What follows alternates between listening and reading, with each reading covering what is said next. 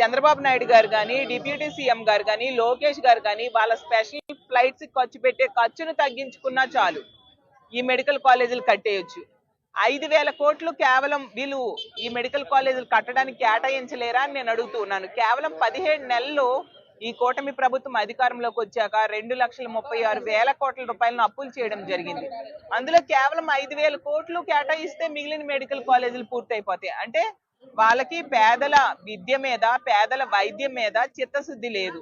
ఈ మెడికల్ కాలేజీలు కట్టడం అనేది ఒక కాలేజీలే కాదు, దానికి ఆనుకొని సూపర్ స్పెషాలిటీ హాస్పిటల్స్ ఉంటాయి.